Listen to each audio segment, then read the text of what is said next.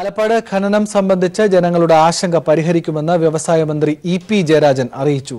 ജനങ്ങളുടെ സുരക്ഷിതത്വം ഉറപ്പാക്കും. ജനങ്ങളുടെയും തൊഴിലാളികളുടെയും സർക്കാരിന്റെയും താൽപര്യങ്ങൾ സംരക്ഷിച്ച് ഖനനം തുടരുമെന്നും മന്ത്രി കൊച്ചിയിൽ അറിയിച്ചു.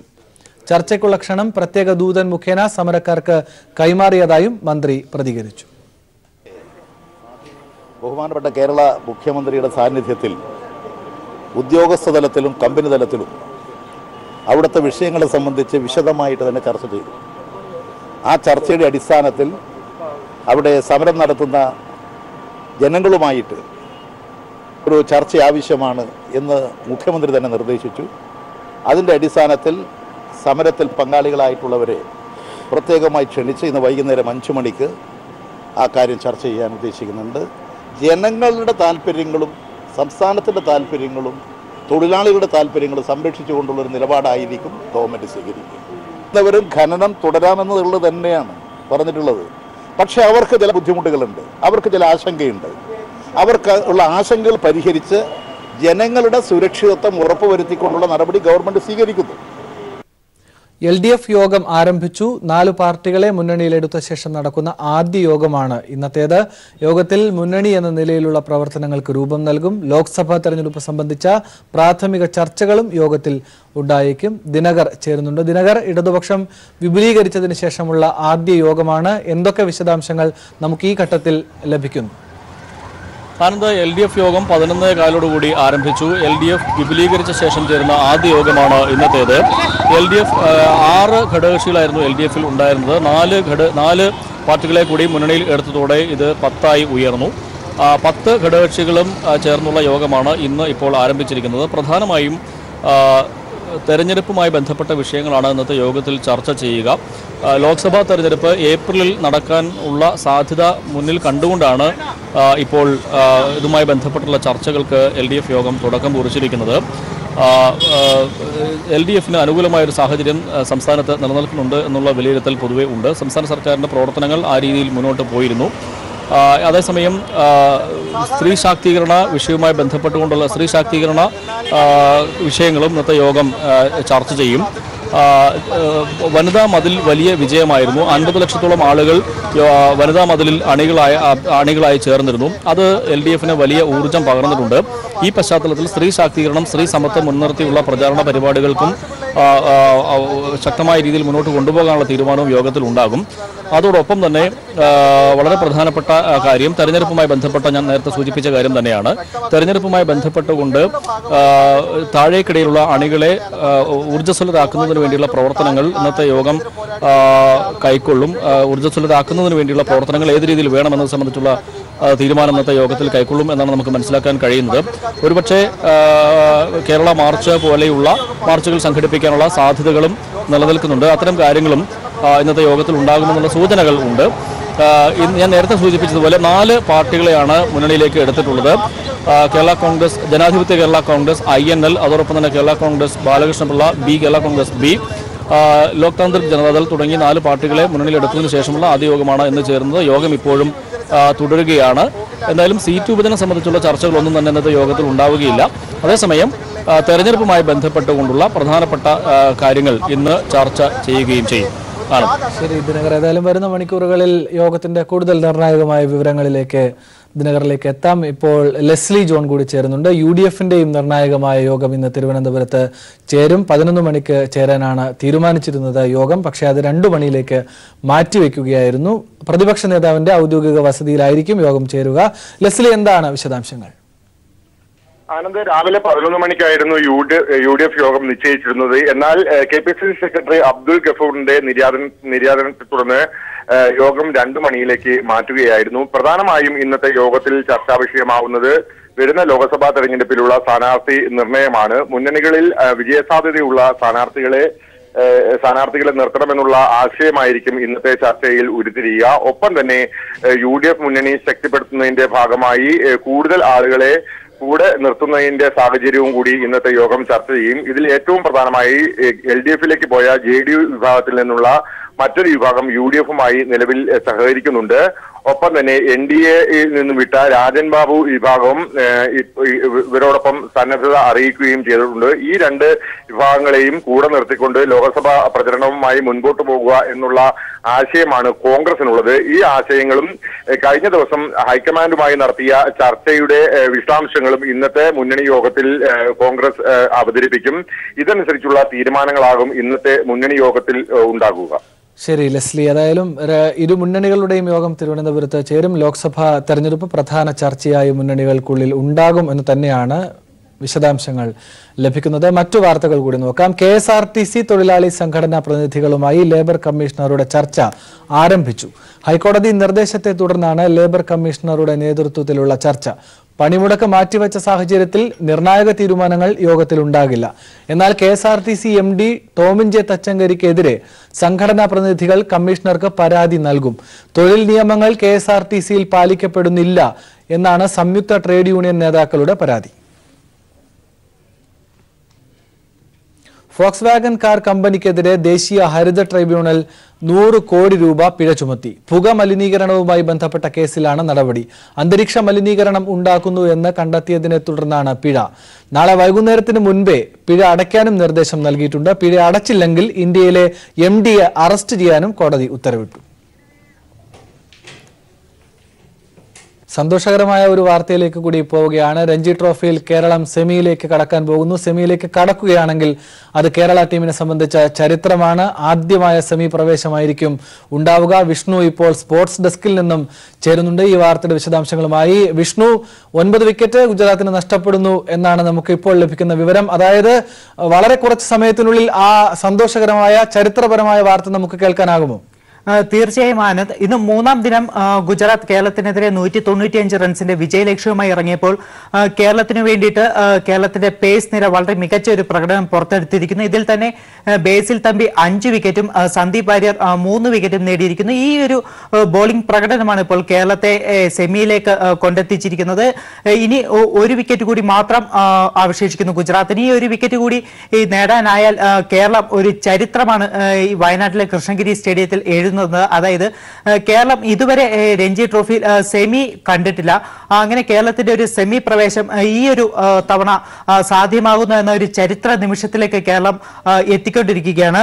ഇന്നത്തെ മത്സരത്തിൽ ഏറ്റവും പ്രധാനപ്പെട്ടതായി നമുക്ക് ചൂണ്ടിക്കാട്ടാൻ കഴിയുന്നത് കേരളത്തിന്റെ ബൌളിംഗ് നിരയുടെ പ്രകടനം തന്നെയാണ്. ഈ ഒരു ക്വാർട്ടർ ഫൈനലിൽ ഗുജറാത്ത് എന്ന ശക്തമായിട്ടുള്ള എതിരാളികൾക്കെതിരെ ആദ്യ ഇന്നിംഗ്സിൽ ടോസ് നേടിയ ഗുജറാത്ത് കേരളത്തിനെ ബാറ്റിംഗ് അയച്ചു.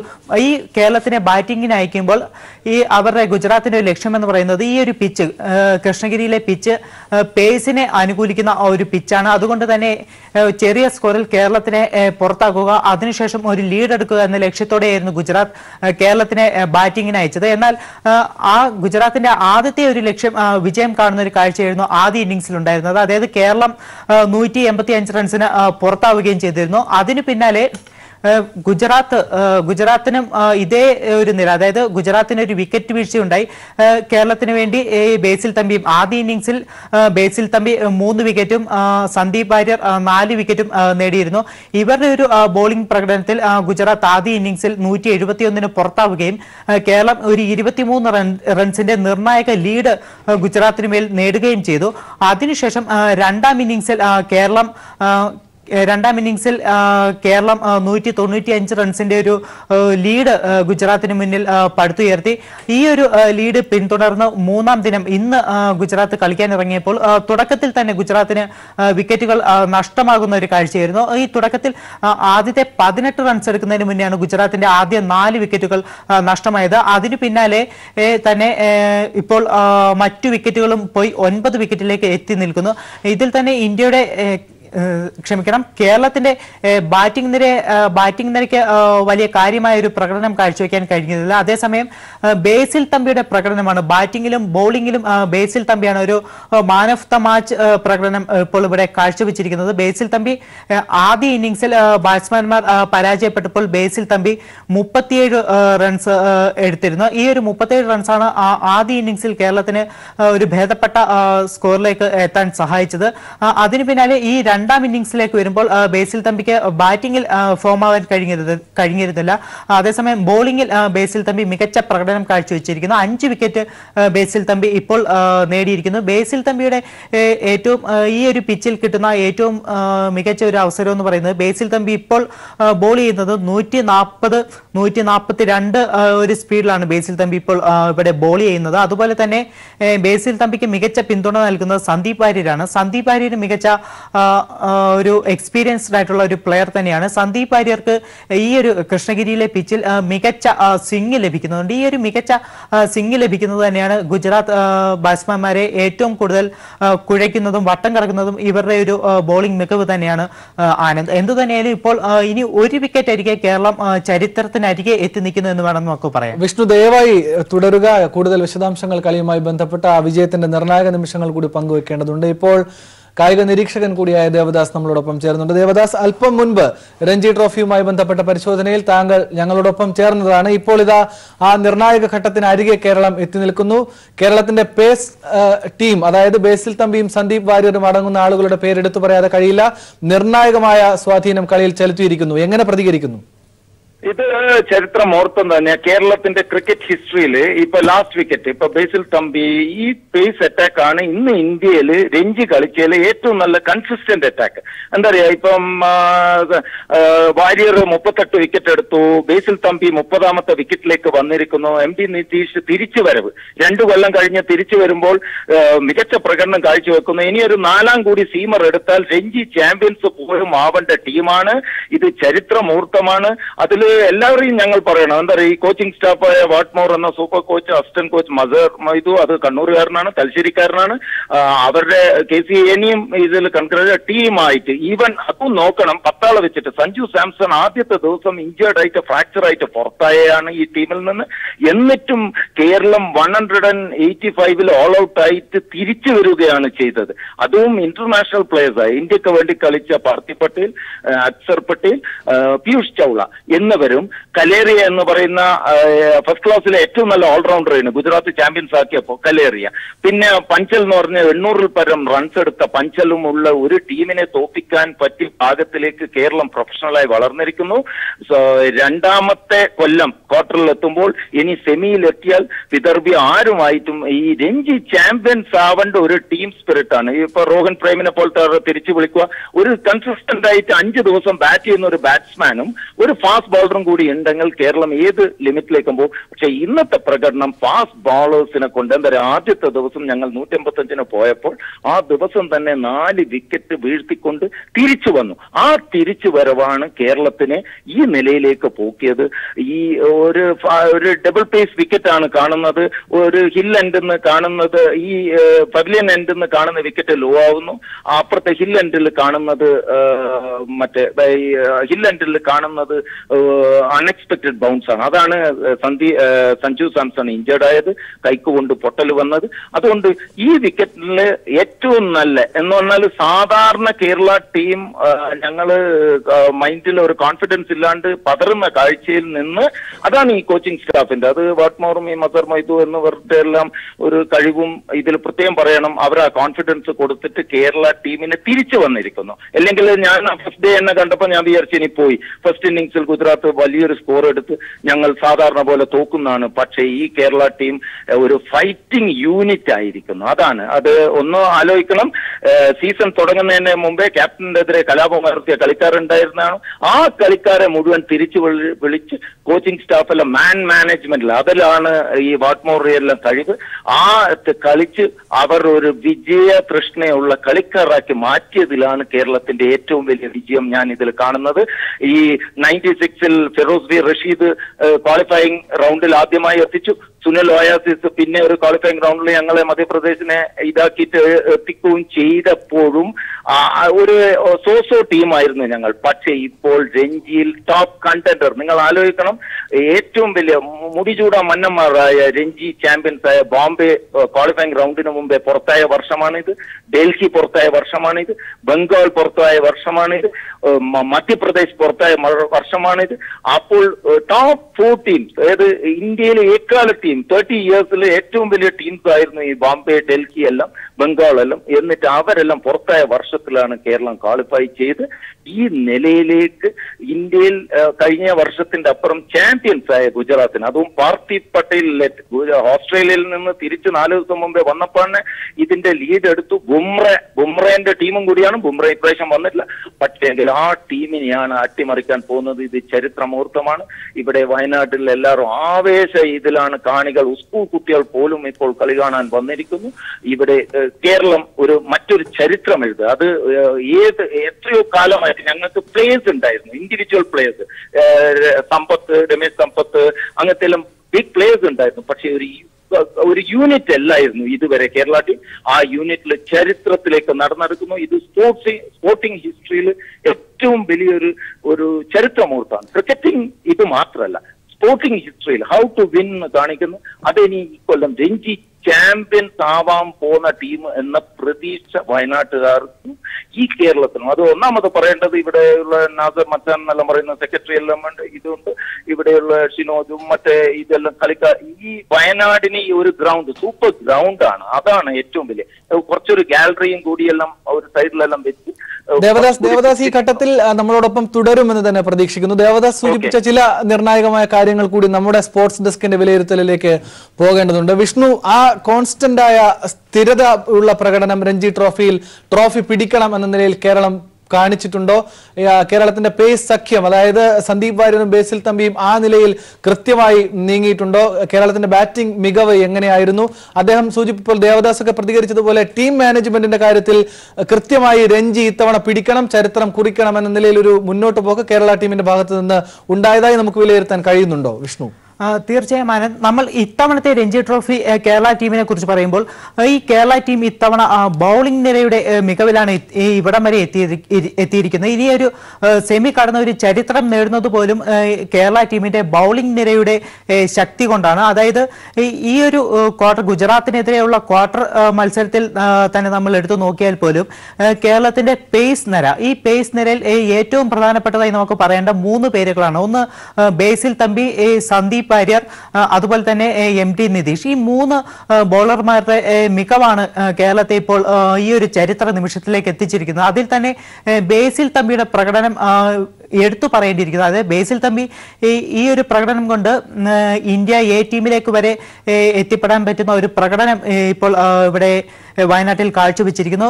ബേസിൽ തമ്പി ആദ്യ ഇന്നിംഗ്സിൽ ബാറ്റ് കൊണ്ടും ബോൾ കൊണ്ടും ഗുജറാത്തിന് മറുപടി നൽകുന്ന കാഴ്ച. ആദ്യ ഇന്നിംഗ്സിൽ കേരളത്തിന്റെ ബാറ്റ്സ്മാൻമാർ പോലും പതറിപ്പോയ ആ ഒരു സാഹചര്യത്തിൽ 37 റൺസ്, ഒരു നിർണായകമായ 37 റൺസ് ബേസിൽ തമ്പി കൂട്ടിച്ചേർത്തിരുന്നു. അതോടൊപ്പം തന്നെ ആദ്യ ഇന്നിംഗ്സിൽ 3 വിക്കറ്റാണ് ബേസിൽ തമ്പി നേടിയത്. അതിനുശേഷം രണ്ടാം ഇന്നിംഗ്സിലേക്ക് വരുമ്പോൾ ബേസിൽ തമ്പി ഇപ്പോൾ 5 വിക്കറ്റ് നേടിയിരിക്കുന്നു. ഈ ഒരു 5 വിക്കറ്റ് നേട്ടമെന്ന് പറയുന്നതാണ് ഏറ്റവും നിർണായകമായിരിക്കുന്നത്. അതിൽ തന്നെ ബേസിൽ തമ്പി നേടിയിരിക്കുന്ന ഈ ബേസിൽ തമ്പിയുടെ 5 വിക്കറ്റുകൾ ഏറ്റവും നിർണായകമാകുന്നത്. ഈ വിക്കറ്റുകളിൽ ഏറ്റവും പ്രധാനപ്പെട്ടത് ഗുജറാത്ത് ടീമിൽ ഏറ്റവും ശ്രദ്ധിക്കപ്പെട്ട ബാറ്റ്സ്മാൻ എന്ന് പറയുന്നത് പാർത്ഥിവ് പട്ടേലാണ്. പാർത്ഥിവ് പട്ടേൽ ഇന്ത്യക്ക് ഏറ്റവും കൂടുതൽ ഒരുപാട് കളികൾ കളിച്ചിട്ടുള്ള, ഈ ഒരു രഞ്ജി ട്രോഫിയിൽ തന്നെ വളരെയധികം എക്സ്പീരിയൻസ്ഡ് ആയിട്ടുള്ള ഒരു പ്ലെയറാണ്. ഇന്ത്യക്ക് വേണ്ടി അതുപോലെ തന്നെ IPL എല്ലാം കളിച്ച് വെടിക്കെട്ട് ബാറ്റിംഗ് നടത്താൻ ശേഷിയുള്ള ഒരു പ്ലെയറാണ് പാർത്ഥിവ് പട്ടേൽ. അതുപോലെ തന്നെ മറ്റ് ബാറ്റ്സ്മാൻമാരെ നോക്കുകയാണെങ്കിൽ ഈ വാലറ്റത്ത് തന്നെ ഗുജറാത്തിന്റെ വാലറ്റക്കാരായിട്ടുള്ള അക്ഷർ പട്ടേൽ ആയാലും പീയൂഷ് ചൗള ആയാലും ഇവരെല്ലാം തന്നെ ഒരുപാട് എക്സ്പീരിയൻസ്ഡ് ആയിട്ടുള്ള നല്ല രീതിയിൽ ബാറ്റിംഗ് വിസ്ഫോടനങ്ങൾ പലപ്പോഴും IPL അടക്കം കാഴ്ചവെച്ചിട്ടുള്ള കളിക്കാരാണ്. ഇവരുടെ എല്ലാം വിക്കറ്റുകൾ അനായാസം വീഴ്ത്തിക്കൊണ്ടാണ് ഇപ്പോൾ ഇന്ത്യയുടെ കേരളത്തിന്റെ ബൗളിംഗ് നിര ഈ ഒരു ചരിത്ര നിമിഷത്തിലേക്ക് എത്തി നിൽക്കുന്നത്. ഈ നമ്മൾ നേരത്തെ സൂചിപ്പിച്ചതുപോലെ തന്നെ ഈ മൂന്നാം ദിനം കളി തുടങ്ങുമ്പോൾ, അതായത് രണ്ടാം ഇന്നിംഗ്സിൽ 195 റൺസിന്റെ വിജയലക്ഷ്യവുമായി ഗുജറാത്ത് ആദ്യം ഇറങ്ങുമ്പോൾ ആദ്യത്തെ 18 റൺസ് എടുക്കുന്നതിന് മുന്നേ തന്നെ ഗുജറാത്തിന്റെ 4 വിക്കറ്റുകൾ കേരളം എടുത്തിരുന്നു. ഈ ഒരു 4 വിക്കറ്റുകൾ തുടക്കത്തിൽ തന്നെ വീഴ്ത്താനായതാണ് കേരളത്തിന് ഏറ്റവും കൂടുതൽ അനുയോജ്യമായിട്ടുള്ള ഒരു സാഹചര്യം ഉണ്ടാക്കിക്കൊടുത്തത്. അങ്ങനെ ഗുജറാത്തിനെ സമ്മർദ്ദത്തിലാക്കിക്കൊണ്ടാണ് ഈ കേരളത്തിന്റെ പേസ് നിര മുന്നേറിയതും ഇപ്പോൾ കേരളത്തെ ഒരു ചരിത്ര നിമിഷത്തിലേക്ക് എത്തിക്കുന്നതുമാണ്. തീർച്ചയായും വിഷ്ണു തുടരുക. ഇപ്പോൾ കായിക നിരീക്ഷകൻ കൂടിയായ രംഗനാഥൻ കൂടി നമ്മളോടൊപ്പം ചേരുന്നുണ്ട്. ശ്രീ രംഗനാഥൻ, രണ്ട് കാര്യങ്ങളാണ്. ഒന്ന്, കേരളം സെമിയിൽ പ്രവേശിക്കുന്നത് രഞ്ജി ചരിത്രത്തിൽ തന്നെ കേരളത്തിന്റെ ഒരു പുതിയ ഏടാണ്. മറ്റൊന്ന്, ശ്രീശാന്തിനും സഞ്ജു സാംസണും ഒക്കെ ശേഷമുള്ള പല പ്രതീക്ഷകൾക്ക് കൂടി വാതിൽ തുറന്നിടുന്നുണ്ട് ഇന്ത്യൻ ടീമിലേക്ക്, ക്രിക്കറ്റ് ടീമിലേക്ക്. എങ്ങനെ പ്രതികരിക്കുന്നു ഈ ചരിത്ര മുഹൂർത്തത്തിന് തൊട്ടരികെ കേരളം എത്തി നിൽക്കുമ്പോൾ? കേരള ക്രിക്കറ്റിന് തന്നെ അല്ലെങ്കിൽ കേരള താരങ്ങൾക്കെല്ലാം അഭിമാനിക്കാവുന്ന ഒരു രീതിയിലോട്ടാണ് ക്രിക്കറ്റ് ഇപ്പോൾ കേരള ടീം സെമി ഫൈനലിൽ എത്തുന്ന ആ ഒരു രീതിയിലോട്ട് പോയിരിക്കുന്നത്. ഇതൊരു കൂട്ടായ ശ്രമം, അതാണ് എടുത്തു പറയേണ്ടത്. ടീം വർക്കും തന്നെ ആദ്യമായിട്ട് ഇതിനെ വിലയിരുത്തേണ്ടിയിരിക്കുന്നു. കാരണം ടീമിൽ വരുത്തിയ മാറ്റങ്ങളെല്ലാം തന്നെ ടീമിന് ഗുണമാവുന്ന രീതിയിൽ. അതിൽ എടുത്തു പറയേണ്ടത് ഇപ്പൊ സിജുമോൻ ജോസഫ് എന്ന് പറഞ്ഞൊരു സ്പിന്നറിനെ അദ്ദേഹത്തിനെ ബാറ്റിംഗിൽ പ്രൊമോട്ട് ചെയ്യുന്നു, അദ്ദേഹം നേടിയ അർദ്ധ സെഞ്ചുറി. ഇതൊക്കെ വളരെ നിർണായകമായിട്ട് എടുത്ത തീരുമാനങ്ങൾ. അപ്പൊ ഇങ്ങനെയുള്ള മാറ്റങ്ങൾ കൂടാതെ ഇപ്പൊ ഇന്ത്യയിലെ തന്നെ ഏറ്റവും മികച്ച ഒരു ഫാസ്റ്റ് ബോളിംഗ് നിരയാണ് കേരളത്തിന്റെ. അതായത് രംഗനാഥൻ ഒന്ന് ഇടപെട്ട് ചോദിക്കുകയാണ്, നേരത്തെ ദേവദാസ് ഒക്കെ സൂചിപ്പിച്ചതുപോലെ രഞ്ജി ടീമിന് വേണ്ടി നിർണായകമായ ചലനം നടത്തുന്നതിന് വേണ്ടി മാനേജ്മെന്റ് നല്ല ഒരുക്കം നടത്തിയിരുന്നു, ടീമിനോടൊപ്പം അത്രയും ഒരു മനസ്സോടുകൂടി ആ മുന്നൊരുക്കം നടത്തിയിരുന്നു എന്ന് നമുക്ക് സ്ഥിരീകരിക്കാം. അത്രയും ആധികാരികമായ ഒരു പ്രകടനം ഉണ്ടായി കേരളത്തിന്റെ ഭാഗത്തു നിന്ന്. അതെ, അതാണ് എടുത്തു പറയേണ്ടത്. കാരണം ഇതില് മാറ്റങ്ങൾ വരുത്തുമ്പോൾ ആ പെർഫോമൻസും കൂടെ ആ താരങ്ങൾ കാണിച്ചു എന്നുള്ളതാണ് ഇതിന്റെ ഒരു പ്രത്യേകത. ഓരോ മത്സരങ്ങൾ എടുത്തു പറയുകയാണെങ്കിലും ഇപ്പൊ ഈ മത്സരത്തിൽ തന്നെ ഞാൻ എടുത്തു പറയുന്നത് ബാറ്റിംഗ് ഓർഡറിൽ വന്ന മാറ്റങ്ങൾ. അതിൽ കൂടാതെ ജലക് സക്സേന സെക്കൻഡ് ഇന്നിംഗ്സിൽ ലോവർ ഓർഡറിൽ ബാറ്റ് ചെയ്യാൻ വരുന്നു, അദ്ദേഹം നേടിയ ഒരു ബാറ്റിംഗ് മികവ്. പിന്നെ ബോളിംഗിന്റെ കാര്യത്തിൽ വളരെ മികച്ച രീതിയിൽ സന്ദീപ് വാര്യരായാലും കൂടാതെ നിതീഷ്, കൂടാതെ ഇപ്പോ സെക്കൻഡ് ഇന്നിംഗ്സിൽ 5 വിക്കറ്റ് നേട്ടത്തോടുകൂടി ബേസിൽ തമ്പി. അപ്പൊ ഈ ഒരു കൂട്ടായ ഒരു ശ്രമം, ആ ഒരു ശ്രമത്തിന്റെ ഒരു വിജയം തന്നെയാണ് ഇപ്പൊ സിജുമോൻ ജോസഫിന്റെ ഒരു അർദ്ധ സെഞ്ചുറി. അത് നമ്മൾ എടുത്തു പറയേണ്ടതാണ്. കാരണം അദ്ദേഹം വൺ ഡൗൺ ഇറങ്ങി വന്ന് ഏറ്റവും ദുർഘടമായ ഒരു ഘട്ടത്തിൽ ഏറ്റവും മികച്ച ഒരു ബോളിങ്ങിനെതിരെ നേടുന്ന ഒരു ബാറ്റിംഗ് പ്രകടനം, അതൊരു ബോളർ അർദ്ധ സെഞ്ചുറി നേടുന്നു. പിന്നീട് ഞാൻ സൂചിപ്പിച്ചത് ജലക് സക്സേന 44 റൺസോടുകൂടി അദ്ദേഹം നോട്ട് ഔട്ടായി വരുന്നു. അപ്പൊ എല്ലാം കൊണ്ടും ഒരു ടീമിന്റെ വരുത്തിയ ബാറ്റിംഗ് ഓർഡറിൽ വരുത്തിയ മാറ്റങ്ങളും അല്ലെങ്കിൽ ടീമിൽ ഉണ്ടാവുന്ന ഓരോ താരത്തിനും അവരവരുടെ റോള് നന്നായിട്ട് വിനിയോഗിക്കാൻ സാധിച്ചു. ഒരു കമ്പൈൻഡ് എഫേർട്ട് എന്ന് വേണം ഈ ഒരു ടീമിന്റെ വിജയത്തിനെ നമുക്ക് എടുത്തു പറയാനായിട്ട്. തീർച്ചയായും രംഗനാഥൻ ഈ ഘട്ടത്തിൽ പ്രതികരിച്ചതിന് നന്ദി. ഇപ്പോൾ വിഷ്ണു തുടരുന്നുണ്ട്. വിഷ്ണു, തീർച്ചയായും എല്ലാവരും സൂചിപ്പിക്കുന്നു, കാരണം ആധികാരികമായി അതിനെ നിരീക്ഷിക്കാൻ കഴിയുന്ന ആളുകളാണ് കായിക നിരീക്ഷകർ എന്ന നിലയിൽ അനുഭവ സമ്പത്തോടുകൂടി. കേരളത്തിന്റെ രഞ്ജിക്ക് വേണ്ടിയുള്ള ടീമിനെ വാർത്തെടുക്കുന്നതിൽ വളരെ കൃത്യമായ ഓർഡർ കാത്തു സൂക്ഷിക്കാൻ ഇത്തവണ കഴിഞ്ഞുവെന്നാണ്. ബാറ്റിംഗ് ഓർഡറിൽ, അതുപോലെ തന്നെ പേസ് നിര അണിനിരത്തുന്നതിൽ, സ്പിൻ തന്ത്രങ്ങൾ മെനയുന്നതിൽ എല്ലാം കൃത്യമായ ഒരു ആധികാരികത നിലനിർത്താൻ കഴിഞ്ഞുവെന്ന പ്രതികരണം. അതിന് അതേപടി ശരിവെക്കുന്ന നിലയിലാണ് കഴിഞ്ഞ ദിവസങ്ങളിൽ 3 ദിവസമായി നടന്ന കളിയും നമ്മുടെ മുന്നിൽ ഉള്ളത്. ബേസിൽ തമ്പി അടക്കം സന്ദീപ് വാര്യർ അടക്കമുള്ളവരുടെ പേസ് മാന്ത്രികത, ഒപ്പം ടീമിന്റെ ക്യാപ്റ്റൻസി ഉൾപ്പെടെയുള്ള എല്ലാ കാര്യങ്ങളിലും കൃത്യമായ ഒരു മുന്നൊരുക്കം ഇതിൽ നടന്നിട്ടുണ്ട്. രഞ്ജിയിൽ പ്രവേശിക്കുമ്പോൾ ഈ ആധികാരികത, ഈ ഒരുമ എടുത്തു പറയേണ്ടതല്ലേ? അത് മുന്നോട്ട് പോകുമ്പോൾ തീർച്ചയായും കായിക പ്രേമികൾക്ക് വലിയ പ്രതീക്ഷ കൊടുക്കുന്നതുമല്ലേ? തീർച്ചയായും ആനന്ദ്, ഈ ഒരു രഞ്ജി ടീം, കേരളത്തിന്റെ ഇത്തവണത്തെ ടീം നോക്കുകയാണെങ്കിൽ നേരത്തെ നേരത്തെയുള്ള മാനേജ്മെന്റ് പുറത്തിരുത്തിയ പല പ്ലേയേഴ്സിനെയും തിരിച്ചു കൊണ്ടുവന്നിട്ടുണ്ട്. അതിലേറ്റവും പ്രധാനപ്പെട്ടത് വിനൂപ് മനോഹരനാണ്. ഈ വിനൂപ് മനോഹരൻ കഴിഞ്ഞ 3 വർഷമായി കേരളത്തിന് വേണ്ടി കളിച്ചിരുന്നില്ല. ഈ വിനൂപ് മനോഹരനെ ഇപ്പോൾ കേരളം തിരിച്ചു കൊണ്ടുവന്നിരിക്കുന്നു. അതുപോലെ തന്നെ സിജുമോൻ ജോസഫിനെ, സ്പിൻ ബോളറാണ്, സിജുമോൻ ജോസഫിനെ ബാറ്റിംഗിലേക്ക് കൂടുതൽ പ്രൊമോട്ട് ചെയ്തിരിക്കുന്നു. ഈ 2 മാറ്റങ്ങൾ കേരളത്തിന്റെ ഈ ഒരു രഞ്ജി ടീമിൽ വളരെ നിർണായകമായിട്ടുള്ള നീക്കങ്ങൾ തന്നെയായിരുന്നു. നമ്മൾ നോക്കിക്കഴിഞ്ഞാൽ ഈ വിനൂപ് മനോഹർ ആദ്യ ഇന്നിംഗ്സിൽ 25 റൺസ് നേടിയിട്ടുണ്ട്. അതുപോലെ തന്നെ സിജുമോൻ ജോസഫും 2 ഇന്നിംഗ്സിലും ഭേദപ്പെട്ട ബാറ്റിംഗ് പ്രകടനം പുറത്തെടുത്ത ഒരു കളിക്കാരനാണ്.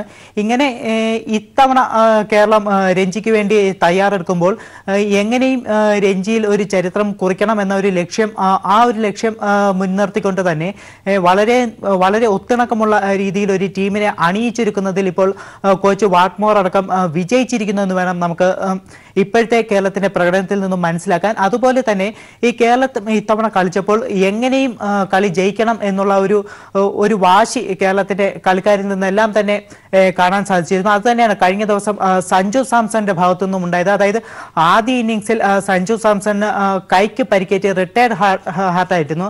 അതിനുശേഷം രണ്ടാം ഇന്നിംഗ്സിൽ കേരളത്തിന്റെ വിക്കറ്റുകളെല്ലാം പോയ സാഹചര്യത്തിൽ സഞ്ജു സാംസൺ ക്രീസിലേക്ക് വരികയും ഒരു കൈ കൊണ്ട് ഇടം കൈ കൊണ്ട് മാത്രം ബാറ്റ് ചെയ്യുകയും ചെയ്തിരുന്നു. ഈ ഒരു പ്രകടനം, ഈ ഒരു ഒത്തൊരുമ, ഈ ഒരു വാശിയാണ് ഇപ്പോൾ കേരളത്തെ, ഗുജറാത്ത് എന്ന് പറയുന്ന ഇത്രയും വലിയ ഒരു ടീമിന് മുന്നിൽ പോലും കേരളത്തെ ജയത്തിലേക്ക് ഇപ്പോൾ കൊണ്ടെത്തിച്ചിരിക്കുന്നത്. ഈ ഒരു ടീമിന്റെ ഒത്തിണക്കമാണ് നമുക്കിവിടെ ഏറ്റവും എടുത്തു പറയേണ്ടത്. ഈ ഒത്തിണക്കത്തിനപ്പുറം തന്നെ ഈ കേരളൻ ടീമിലെ ബൗളേഴ്സിന്റെ പ്രകടനം, ഈ ഒരു പിച്ചിൽ തുടക്കം മുതൽ തന്നെ അറിയാവുന്നതാണ്. ഈ ഒരു പിച്ച് പേസിനെ അനുകൂലിക്കുന്ന പിച്ചാണ്. അതുകൊണ്ട് തന്നെ ഇവിടെ ഏറ്റവും കൂടുതൽ പ്രകടനം കാഴ്ചവെക്കാൻ കഴിയുന്നത് കേരള ടീമിൽ നിന്ന് നോക്കിക്കഴിഞ്ഞാൽ നമ്മൾ നേരത്തെ ഇവിടെ സൂചിപ്പിച്ചതുപോലെ തന്നെ ബേസിൽ തമ്പിക്കും അതുപോലെ തന്നെ സന്ദീപ് വാര്യർക്കും MT നിതീഷിനുമാണ്. MT നിതീഷിന്റെ കാര്യം എടുത്തു നോക്കിയാൽ കഴിഞ്ഞ 2 വർഷമായി രഞ്ജി ടീമിലില്ലായിരുന്നു. ഈ 2 വർഷത്തിന് ശേഷമാണ് നിതീഷിനെ തിരിച്ചു കൊണ്ടുവന്നത്. ഈ നിതീഷ് തിരിച്ചു വന്നപ്പോൾ പോലും മികച്ച ഒരു പ്രകടനം കേരളത്തിന് വേണ്ടി കാഴ്ചവെച്ചു. ആദ്യ ഇന്നിംഗ്സിൽ നിർണായകമായിട്ടുള്ള ഒരു 3 വിക്കറ്റ് നേടാനും നിതീഷിന് സാധിച്ചിരുന്നു. അത് കഴിഞ്ഞാണ് സെക്കൻഡ് ഇന്നിംഗ്സിൽ നോക്കിക്കഴിഞ്ഞാൽ പോലും ഈ സെക്കൻഡ് ഇന്നിംഗ്സിൽ ബേസിൽ തമ്പിക്ക് മികച്ച ഒരു ബോളിംഗ് പ്രകടനം കാഴ്ചവെക്കാൻ കഴിയുന്നു. അതിൽ തന്നെ ബേസിൽ തമ്പിയുടെ ഓരോ ബോളുകളും 140, 142 ഈ ഒരു സ്പീഡിൽ ഒരു കൺസിസ്റ്റന്റ് ആയിട്ട് ബോൾ ചെയ്യാൻ ബേസിൽ തമ്പിക്ക് കഴിയുന്നുണ്ട്. ഈ രഞ്ജി ട്രോഫിയുടെ എല്ലാ മത്സരങ്ങളിലും, കേരളത്തിന് വേണ്ടിയിട്ടുള്ള എല്ലാ മത്സരങ്ങളിലും ഈ ഒരു കൺസിസ്റ്റന്റ് ആയിട്ടുള്ള പ്രകടനം കാഴ്ചവെക്കാൻ പേസ് നിരക്ക് സാധിച്ചിട്ടുണ്ട്. അതുപോലെ തന്നെ നമുക്ക് അതിന്റെ വിശദാംശങ്ങൾ അല്പസമയത്തിനകം പരിശോധിക്കാം. ഏതായാലും രഞ്ജിയുടെ ചരിത്രത്തിൽ പ്രവേശിക്കാൻ കേരള ടീമിന് ഇനി നിമിഷങ്ങൾ മാത്രം എന്ന നിലയിലാണ് കളിയുടെ ഇപ്പോഴത്തെ ഗതി പോകുന്നത്. തീർച്ചയായും നമുക്ക് അതിന്റെ വിശദമായ പരിശോധനകളിലേക്ക് എത്താം ഒരു ചെറിയ ഇടവേളയ്ക്ക് ശേഷം. രഞ്ജി ട്രോഫിയുടെ ചരിത്രത്തിനരികിൽ കേരള ടീം എത്തി നിൽക്കുന്നു. ഒരു വിക്കറ്റ് കൂടി ഗുജറാത്തിൻ്റെത് എടുത്തു കഴിഞ്ഞാൽ രഞ്ജിയുടെ സെമിയിൽ ആദ്യമായി കേരളം പ്രവേശിക്കുകയാണ്. ഇതിന്റെ നിർണായകമായ വിവരങ്ങളുമായി ഇപ്പോൾ സ്പോർട്സ് ഡെസ്കിൽ നിന്ന് വിഷ്ണു തുടരുന്നുണ്ട്. വിഷ്ണു, ഒരുപക്ഷെ നമ്മൾ സംസാരിച്ചതുപോലെ ലഞ്ച് ബ്രേക്കിന്റെ സമയം അടുക്കുന്നു. ഒരു വിക്കറ്റ് കൂടി വീണാൽ നമ്മുടെ ചരിത്രം തൊട്ടടുക്കൽ നിൽക്കുകയാണ് കേരളത്തിന്റെ രഞ്ജി പ്രവേശത്തിലേക്കുള്ള. ഇപ്പോൾ ഓവറുകൾ കൈകാര്യം ചെയ്യുന്ന വിശദാംശങ്ങൾ നമുക്ക് ലഭ്യമാണ്. ഒപ്പം സെമിയിലേക്ക് പ്രവേശിക്കുമ്പോൾ സെമി സാധ്യതകളിൽ കേരളത്തിന്റെ എതിരാളികൾ ആരൊക്കെയായിരിക്കും? അത്തരം ലൈനപ്പുകൾ ഇപ്പോൾ ലഭിക്കുന്നുണ്ടോ? ആനന്ദ്, ഇപ്പോൾ ഗുജറാത്ത് 80 റൺസിന് 9 വിക്കറ്റ് എന്ന നിലയിലാണ്. ഏതാനും ഇനി 1-2 ഓവറുകൾ കൂടി മാത്രമാണ് ലഞ്ച് ബ്രേക്കിന് മുന്നേ ബാക്കിയുള്ളത്. ഇന്ന് കളി തുടങ്ങുമ്പോൾ കളിയുടെ ഒരു ടീ ബ്രേക്ക് ഒക്കെ ആയിരിക്കുന്ന സമയത്ത് കേരളത്തിന്റെ ഒരു ലക്ഷ്യമെന്ന് പറയുന്നത് ലഞ്ച് ബ്രേക്കിന് മുന്നേ ഒരു 6 വിക്കറ്റ് നേടുക എന്നതാണ്. അതായത് ആദ്യം തന്നെ 4 വിക്കറ്റ്, 18 റൺസ് എടുക്കുന്നതിനിടയിൽ 4 വിക്കറ്റ് പോയിരുന്നു. അത് കഴിഞ്ഞ് കേരളത്തിന്റെ ഒരു ലക്ഷ്യം എന്ന് പറയുന്നത് ഇന്ന് ലഞ്ച് ബ്രേക്കിന് പിരിയുന്നതിന് മുന്നേ ഒരു 2 വിക്കറ്റുകൾ കൂടി നേടുക. അങ്ങനെ ഒരു 2 വിക്കറ്റുകൾ നേടിക്കഴിഞ്ഞാൽ കേരളത്തിന് അനായാസം ജയിക്കാം എന്നുള്ള ലക്ഷ്യമായിരുന്നു. എന്നാൽ അതും മറികടന്ന് ഇപ്പോൾ ലഞ്ച് ബ്രേക്കിന് മുന്നേ തന്നെ 9 വിക്കറ്റുകൾ നേടുന്ന ഒരു സാഹചര്യത്തിലേക്ക് പോയി. അതിൽ തന്നെ നമ്മൾ ഏറ്റവും എടുത്തു പറയേണ്ടത് പാർത്ഥിവ് പട്ടേൽ ഏറ്റവും എക്സ്പീരിയൻസ്ഡ് ആയിട്ടുള്ള ഗുജറാത്ത് ബാറ്റിംഗ് നിരയിലെ ഏറ്റവും എക്സ്പീരിയൻസ്ഡ് ആയിട്ടുള്ള കളിക്കാരൻ. IPL-ലും അതുപോലെ തന്നെ ഇന്ത്യക്ക് വേണ്ടിയും നിരവധി മത്സരങ്ങൾ കളിച്ചിട്ടുള്ള വെടിക്കെട്ട് ബാറ്റിംഗ് പുറത്തെടുക്കാൻ കഴിയുന്ന ഒരു ബാറ്റ്സ്മാനാണ് പാർത്ഥിവ് പട്ടേൽ. ഈ പാർത്ഥിവ് പട്ടേൽ റൺഔട്ട് ആവുകയായിരുന്നു. അതും റൺസ് ഒന്നും എടുക്കാതെ തന്നെ റൺഔട്ടായി. അതിനുശേഷം വന്ന ബാറ്റ്സ്മാൻമാർക്കും കാര്യമായി തന്നെ ഒന്നും ചെയ്യാൻ സാധിച്ചില്ല. നമ്മൾ നോക്കുകയാണെങ്കിൽ ഇവരുടെ ഗുജറാത്തിന്റെ ബാറ്റിംഗ് നിരയിൽ ഏറ്റവും കൂടുതൽ ഇന്ത്യൻ താരങ്ങൾ പേടിച്ചിരുന്ന ഒരു കളിക്കാരനാണ് പഞ്ചൽ. കഴിഞ്ഞ സീസണിലെല്ലാം തന്നെ ഈ രഞ്ജി ട്രോഫിയിൽ 300-ലേറെ റൺസ് സ്കോർ ചെയ്തിട്ടുള്ള ഗുജറാത്തിന്റെ ഏറ്റവും കൺസിസ്റ്റന്റ് ആയിട്ടുള്ള ഒരു സ്ഥിരതയാർന്ന ഒരു കളിക്കാരനാണ് പഞ്ചൽ. ഈ പഞ്ചലിനെ 8 റൺസിന് സന്ദീപ് വാര്യർ പുറത്താക്കുകയായിരുന്നു. അതും ക്ലീൻ ബൗൾഡ് ആക്കിക്കൊണ്ട് സന്ദീപ് വാര്യർ പഞ്ചലിനെ പുറത്താക്കുന്നു. അതിനുശേഷം വന്ന പാർത്ഥിവ് പട്ടേലും റൺസ് ഒന്നും എടുക്കാതെ പുറത്തായി കഴിഞ്ഞു.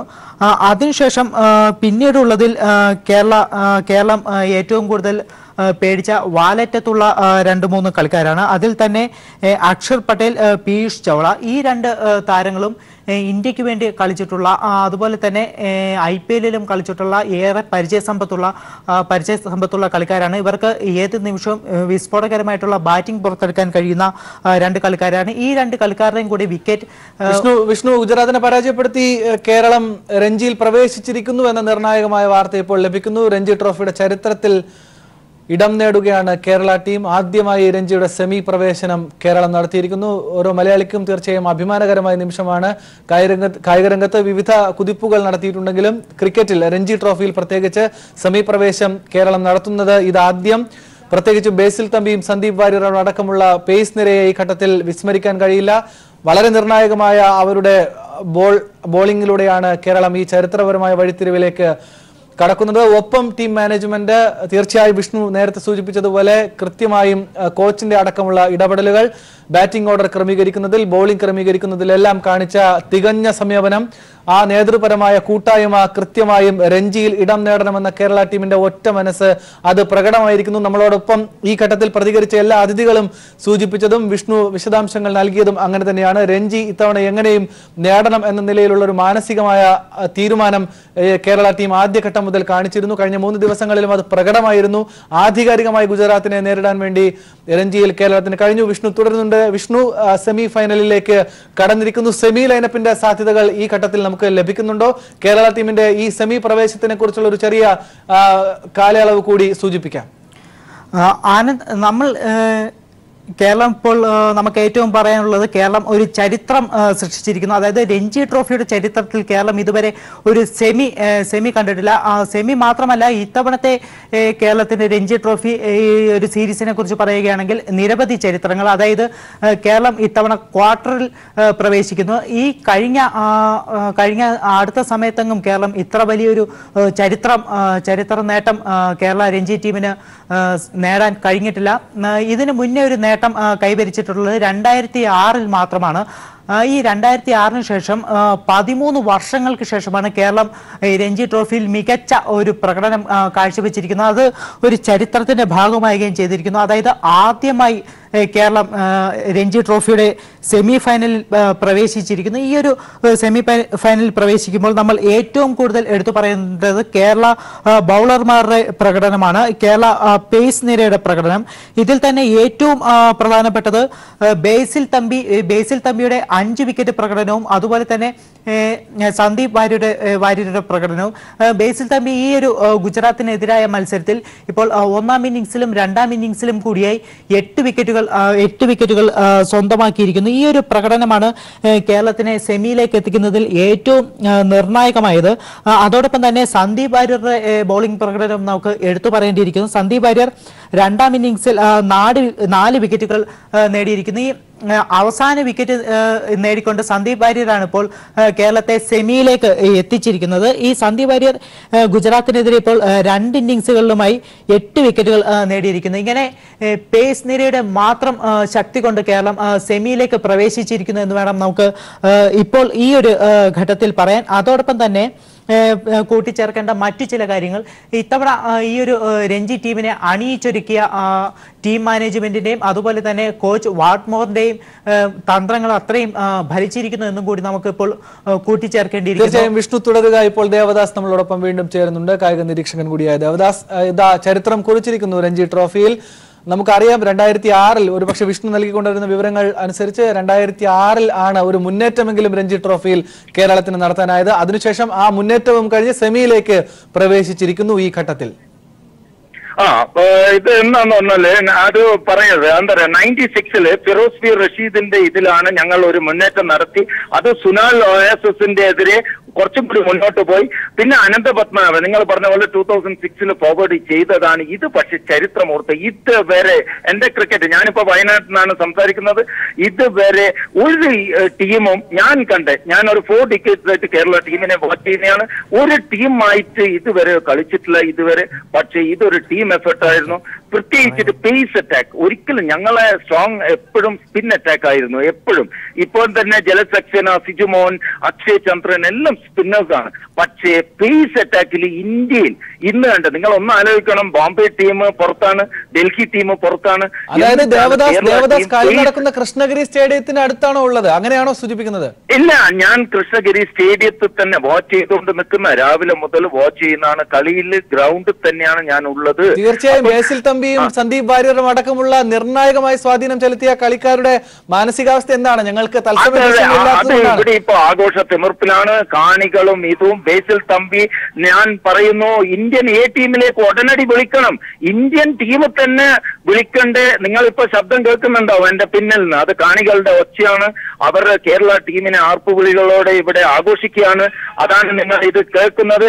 പക്ഷേ സന്ദീപ് വാര്യർ 38 വിക്കറ്റ്, 39 വിക്കറ്റ്സോടെ ടോപ്പ് പേസർ ഇന്ത്യൻ എ ടീമിൽ ഉടനടി വിളിക്കണം. സഞ്ജു സാംസണെ 3 കൊല്ലം മുമ്പ് ഇന്ത്യൻ ടീമിൽ എടുക്കേണ്ടതാണ്. അതിന് വരെ ഇഷാൻ കിഷനി മറ്റേതെല്ലാം ഇട്ട് അവസാനം പറഞ്ഞ് പന്ത് ഇപ്പോൾ മുന്നേറി കഴിഞ്ഞു. അപ്പൊ സന്ദീപ് ഇനിയിപ്പം അടുത്ത കളി സെമിയിലാവുമ്പോൾ ഞങ്ങൾ ഒരു ബാറ്റ്സ്മാൻ വേണം. പൂജാരനെ പോലത്തെ ഒരു സ്റ്റിക്കിംഗ് ഓൺ ബാറ്റ്സ്മാനും ഒരു പേസറും. അത് ഒരു വിനോദ് എന്ന് പറഞ്ഞ ഒരു പേസർ തൃശ്ശൂർക്കാരനുണ്ട്. ഓൾറൗണ്ടർ ആണ് ഈ വിക്കറ്റിലെങ്കിൽ വയനാട് വിക്കറ്റിൽ വേണ്ടത്. പക്ഷേ പേസ് അറ്റാക്ക് 185 റൺസിന് ആദ്യത്തെ ദിവസം ഓൾ ഔട്ട് ആകുമ്പോൾ ഞാൻ ഉണ്ടായിരുന്നു. ഞാൻ വിചാരിച്ചു കളി തീർന്നു അവരുടെ കളി. പക്ഷെ അന്ന് തന്നെ തിരിച്ചു വരവ് നടത്തിയത് പേസർമാരാണ്. ഈ സീസണിൽ ഉടനീളം ബാറ്റ്സ്മാൻമാർ ആദ്യ ഇന്നിംഗ്സിൽ കേരളത്തെ അങ്ങനെ സഹായിച്ചില്ല. പക്ഷേങ്കിൽ പേസർമാർ ഞങ്ങളെ മടക്കിക്കൊണ്ടിരുന്നു. സെക്കൻഡ് ഇന്നിംഗ്സിൽ ഞങ്ങൾ ഉഗ്രനായിട്ട് കളിച്ചു. അതിൽ എടുത്തു പറയാവുന്നത് മാനസികാവസ്ഥ എന്ന് പറഞ്ഞാൽ ഈ ടീം ഒരു കലാപത്തിന്റെ ഇതിലോട്ടെയാണ് തുടങ്ങിയത്. സച്ചിൻ ബേബിക്കെതിരെ കളിക്കാൻ. പക്ഷെ മാനേജ്മെന്റ് അതിനാണ് വാട്ട്മോറും മദർ മൊയ്തും കൂടിയിട്ടുള്ള കോച്ചിങ് സ്റ്റാഫ് എല്ലാം കൂടി തിരിച്ചു കൊണ്ടുവന്ന് ആ പ്ലേയേഴ്സിനെ എല്ലാം ഇപ്പൊ അസറുദ്ദീനെല്ലാം ആദ്യം പുറത്താക്കിയതാണ്, സസ്പെൻഷൻ ആയിരുന്നു. അവനെയെല്ലാം തിരിച്ചു കൊണ്ടുവന്ന് അസറുദ്ദീൻ, വിനു മനോഹരൻ ഏറ്റവും നല്ല ഓൾറൗണ്ടർ 4 years ബാക്ക് 350 റൺസും 25 വിക്കറ്റും ഡെബ്യൂ സീസണിലെടുത്ത വിനു മനോഹരനെ തിരിച്ചു കൊണ്ടുവന്നു. വിനു മനോഹരനെ ഓപ്പണർ ആക്കി ബട്ട്മോർ. അതാണ് ഞങ്ങളെ ഹിമാചലുമായിട്ട് ജയിച്ചത്. വിനു മനോഹരനെ തിരിച്ചു കൊണ്ടുവന്നു. സിജുമോൻ ജോസഫ് എന്ന് പറയുന്ന സ്പിന്നർ നമ്പർ 7 1 ഡൗണിൽ ഇറക്കിയുള്ള പരീക്ഷണം ഇവിടെ വിജയിച്ചിരിക്കുന്നു. ഈ വിക്കറ്റിൽ സിജുമോൻ ജോസഫിന്റെ അര സെഞ്ചുറി എന്ന് പറഞ്ഞാൽ വെയിറ്റ് ഇൻ ഗോൾഡ് എന്ന് പറയും. എന്താ പറയുക, ഏറ്റവും നല്ല ഒരു കളിയാണ് സിജുമോൻ ജോസഫ് എടുത്തത്. അതുപോലെ തന്നെ ബേസിൽ തമ്പി ഒരു ഓൾറൗണ്ട് പെർഫോമൻസ് ആണ് ഈ ഡെഡ്ലി വിക്കറ്റിൽ എടുത്തത്. 36 റൺസും വിക്കറ്റും എടുത്തിരിക്കുന്നു. മാൻ ഓഫ് ദി മാച്ച് മിക്കവാറും ബേസിൽ തമ്പിയായിരിക്കും. അത് ഇന്ത്യൻ ഈ ടീമിലേക്ക് ചാൻസ് കൊടുക്കേണ്ടതെന്ന് ഉടനടി. പക്ഷേ എങ്കിൽ ഇവർ ഇങ്ങനെ ഈ റെസ്ട്രിക്ട്. സന്ദീപ് വാര്യർ 4 കൊല്ലം മുമ്പ് ഇന്ത്യൻ എ ടീമിൽ കളിച്ചാണ്. ഏറ്റവും നല്ല സ്വിംഗ് ബോളറായിട്ട് വരുന്നതാണ് പേസ് വിക്കറ്റിൽ. അപ്പം സന്ദീപ് വാര്യറിന് കൊടുക്കുക. Sanju Samson 3 years before Indian ടീമിൽ കയറേണ്ടത്. പക്ഷേ എങ്കിൽ ഇവർ ഇഷാൻ കിഷൻ, അങ്കുത് ബെയിൻ, മറ്റേ ഋഷഭ് പന്ത് എല്ലാം കൊടുത്തു. ഋഷഭ് പന്തിന് ചാൻസ് കൊടുത്തു. അവൻ അത് ക്യാപിറ്റലൈസ് ചെയ്തു. ഞങ്ങൾ ഈ സ്മിത്ത് പട്ടേൽ അങ്ങനത്തെ എല്ലാം വേസ്റ്റുകളെ ഞങ്ങൾ ഇന്ത്യൻ ടീമിലേക്ക് വിളിച്ചുകൊണ്ടിരുന്നപ്പോൾ സഞ്ജു സാംസണെ പോലെ IPL ഇത്രയും നല്ല ഈ ലോകോത്തര കളിക്കാരനാണെന്ന് പറഞ്ഞിട്ടും 4 കൊല്ലമായിട്ട് സൈഡ് ലൈൻസിലായി. ഇപ്പൊ ഒരു ഇഞ്ചറി ആയതുകൊണ്ട് പുറത്താവേണ്ട ഗതിയിലാണ് സഞ്ജു സാംസന്റെ അതേ അണ്ടർ-19 കളിച്ച ലിറ്റൻ ദാസ്, ക്വിന്റൺ ഡീകോക്ക് ഇന്ന് ലോകോത്തര പ്ലേയേഴ്സ് ആയി. 100 വൺ ഡേ കളിച്ചു. ക്വിന്റൺ ഡീകോക്ക് 50 ടെസ്റ്റ് കളിച്ചു. അപ്പോഴാണ് സഞ്ജു സാംസൺ ഈ സൈഡ് ലൈൻസിൽ ഇടുന്നു.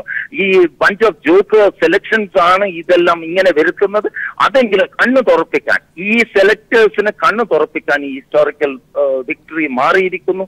അത് ഈ ഇന്ത്യൻ BCCIയും KCCI എല്ലാം കൂടിയിട്ട് ഈ സെലക്ടേഴ്സ് പ്രത്യേകം നോക്കിയേ മതിയാവുള്ളൂ. ഇവിടെയുള്ള ടാലന്റ് ഈസ് വണ്ടർ ടാലൻസ് ആണ്. ഇവർ നേർച്ചർ ചെയ്താൽ ഇവർ ഏത് ലെവലിലും എത്തും. രഞ്ജി ചാമ്പ്യൻസ് അല്ലോ. നിങ്ങൾ ഒന്ന് ആലോചിക്കേണ്ടത് 8 തവണ ചാമ്പ്യനായ മുംബൈ പുറത്താണ്, ഡൽഹി പുറത്താണ്. ദേവദാസ്, ഈ ഘട്ടത്തിൽ എന്തായാലും ചരിത്രം കുറിച്ചിരിക്കുന്നു. സെമി സാധ്യതകളെ കുറിച്ച് താങ്കൾ ഈ ഘട്ടത്തിൽ എങ്ങനെ പ്രത്യേകിച്ചും കൃഷ്ണഗിരി സ്റ്റേഡിയത്തിൽ നിന്നുകൊണ്ടുകൂടി വിലയിരുത്തുന്നു ദേവദാസ്? സെമിയിൽ ഞങ്ങൾക്ക് ഇവിടെ ഇപ്പോൾ വയനാട്ടിലെ കളിയായെങ്കിൽ ഞങ്ങൾക്ക് സ്ട്രോങ് ചാൻസ് ആണ്. വിദർഭയ എതിരാളിയായെങ്കിൽ വാസിം ജാഫർ എന്ന് പറയുന്ന ബാറ്റ്സ്മാൻ, ഫൈസ് ഫസൽ എന്ന് പറയുന്ന ബാറ്റ്സ്മാൻ, SR രംഗസ്വാമി എന്ന് പറയുന്ന ബാറ്റ്സ്മാനെ മാത്രം നോക്കിയാൽ മതി. പക്ഷെ ഞങ്ങൾക്ക് അതിൽ പേടിയില്ല. എന്താ പറയുക, ഇന്ന് ഈ രഞ്ജി കളിച്ചതിൽ ഏറ്റവും നല്ല പേസ് അറ്റാക്ക് ഈ കേരള ടീമാണ്. കൺസിസ്റ്റന്റ് പേസ് അറ്റാക്ക്, അതും ഈ സ്ലോ ഗ്രൗണ്ട്സിൽ തുമ്പയിലായാലും ശരി, മൊഹാലിയിലും ഹിമാചലിലും മാത്രമാണ് ഞങ്ങൾക്ക് പേസ് അറ്റാക്കിന് പറ്റിയ ഒരു സഹായം കിട്ടിയത്. ഈ വയനാട്ടിലും വിക്കറ്റിലും മാത്രമാണ് കിട്ടിയത്. അതുകൊണ്ട് ഞാൻ പറയുന്നത് ജഗദീശിനെ പോലത്തെ ഒരു ഓപ്പണർ ആക്കുക.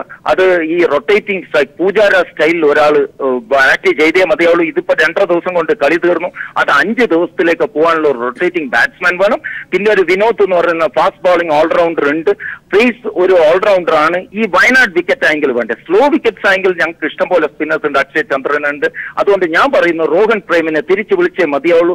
Rohan Prem is the most consistent batsman in Kerala over the 10 years.